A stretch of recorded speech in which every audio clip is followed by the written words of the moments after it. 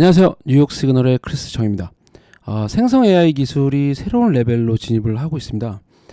이번 주 구글이 발표한 생성 AI 모델 제미나이의 이 시장이 발칵 뒤집어졌죠. 지금까지 가장 발전된 모델로 인식되는 GPT 4.0을 능가한다라는 평인데요. 무엇이 그렇게 달랐을까요?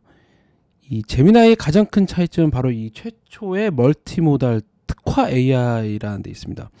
지금까지 생성 AI 모델은 일단 텍스트를 기본으로 먼저 학습한 다음에 이 이미지나 오디오를 추가를 하는데요. 제미나이의 경우 시각 이미지나 영상 그리고 오디오 등 다양한 데이터를 복합적으로 학습을 한다는 게 이제 다른 거죠. 아기가 새로운 것을 배울 때 이제 부모의 표정이나 입모양, 그러면 전체적인 환경을 모두 학습한다라는 점에서 이 AI의 진화 속도가 사람의 학습에 한층 더 가까워졌다고 할 수 있겠죠. 그럼 이게 이제 뭐가 달라지는 건가? 간단히 말하면 인공지능이 좀 더 사람과 같은 학습 능력을 가지고 이 사람과 같은 대답을 또 이제 하게 된다라는 겁니다. 이 구글의 시연을 보면은요, 이미지를 기반으로 이제 AI가 추론하는 능력을 보여주죠. 이 오리 인형을 보여주면서 눌러서 이제 신축성이 있다라는 걸 보여주니까 제미나이가 곰으로 만들어졌네요. 물에도 뜰 수 있겠어요라고 대답을 하는 겁니다. 또 고양이 영상을 이제 보여주면서 이 다음엔 어떻게 될까라고 하자 뛰어넘을 것 같다라고 대답을 해요. 우리에게는 단순한 거긴 하지만 인공지능이 스스로 이미지를 통해서 그 다음 단계를 이제 추론할 수 있는 능력이 강화됐다라는 점에서 의미 있는 발전이라고 할 수 있을 것 같습니다. 제미나이의 특징을 가장 극적으로 보여주는 게 이 스마트폰을 분석을 해서 그 사람의 인생을 스토리라인으로 만들 수 있다는 거예요. 구글이 제미나이를 이용을 해서 이 프로젝트 엘만이라는 휴대폰 데이터를 이용해서 사람의 인생 조감도를 만드는 기술을 보여줬는데요. 이게 좀 약간 좀 무서운 게 제미나이가 사진이나 영상 그리고 휴대폰 데이터를 분석해서 패턴을 만들고 여기 이제 챗봇을 만들어 가지고 그 사람의 인생에 대해서 대답을 해주는 거죠. 예를 들어서 동창회 사진을 보여주고 뭘 하는 건지 이제 물어봤더니 제미나이가 이제 분석을 한 다음에 졸업한 지 10년이 지났고 그동안 안 보이던 오래된 인물들이 나오는 걸 보니까 재회를 하는 것 같다라고 대답을 한 거죠. 이 데이터를 분석을 해서 그 사람이 무슨 음식을 좋아하고 가족은 누가 있는지도 모두 추론을 해버리는 겁니다. 무서운 기술이죠. 이뿐만이 아니에요. 구글 닥스나 스크린샷 같은 것들을 다 분석을 해서 이 사람이 뭘 좋아하는지 무슨 계획을 가지고 있는지도 모두 알 수가 있습니다. 이 개인정보에 대한 우려가 있긴 하지만 잘만 활용될 경우 이 마블에 나오는 자비스처럼 나의 모든 걸 다 알고 이해하는 인공지능 개인 비서가 진짜로 생기는 셈이죠.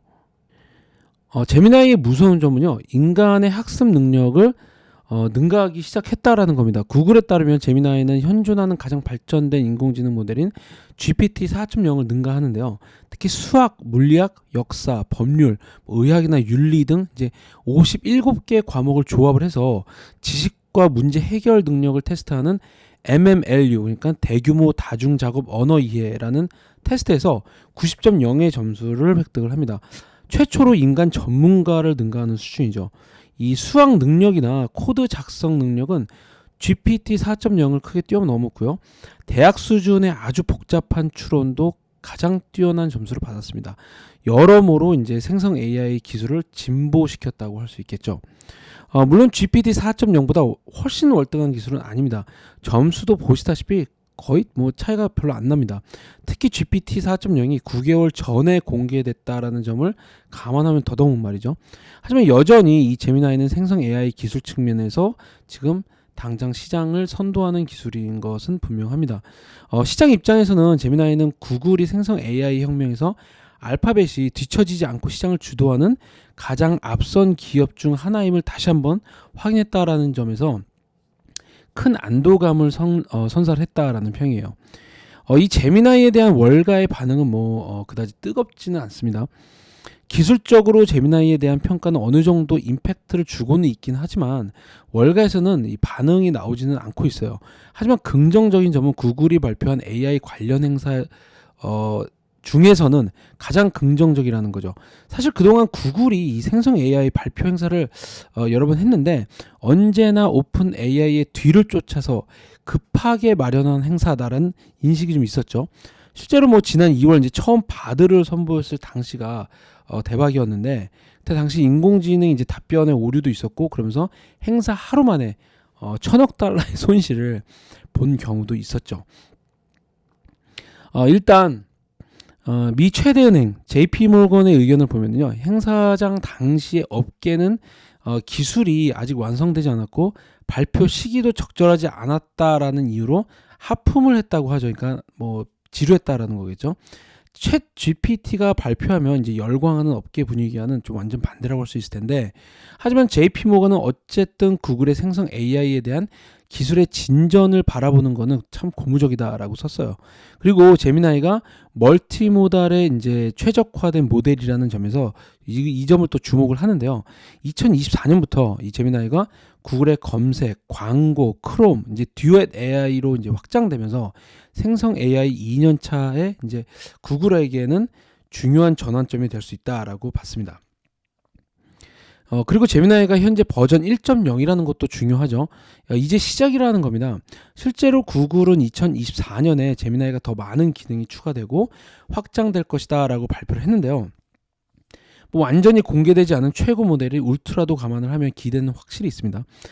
구글 클라우드 측면에서도 개발자와 기업 고객이 12월 13일부터 구글 AI 스튜디오나 클라우드 벌텍스를 통해서 제미나이 프로의 이제 액세스가 가능할 것이다라고 얘기를 하고 있습니다.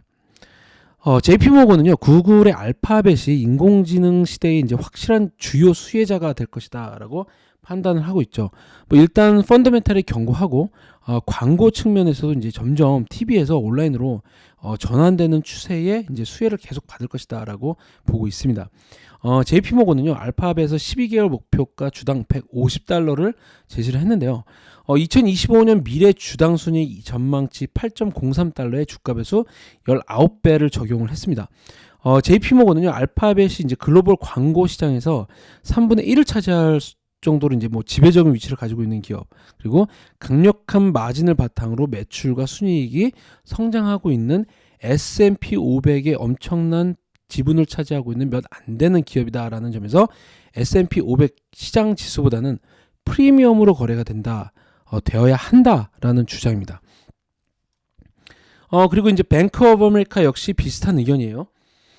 그동안 알파벳은 지난 2월 이제 파리에서 바드를 공개하면서 무너졌던 거의 재앙과도 같았던 이벤트 이후에 클라우드 부분의 이제 실적 미스로 인해서 주가가 상당한 하방 압력을 받았다라는 점을 이제 이야기를 하고 있는데요.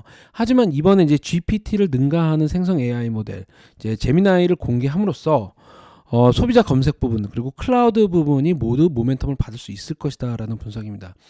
특히 생성 AI 부분에서 구글이 다시 주도권을 잡기 시작했다라는 점만 해도 투자 심리에는 상당히 긍정적이라는 거죠.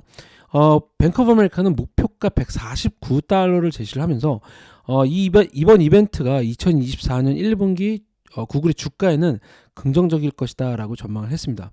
향후 매출 성장세가 좀 둔화할 것으로 보이긴 하지만 어쨌든 10%대의 성장을 유지할 것이다 라고 하는 점을 감안을 할 때 이제 충분히 합리적인 주가 수준이 149불 정도라는 거죠.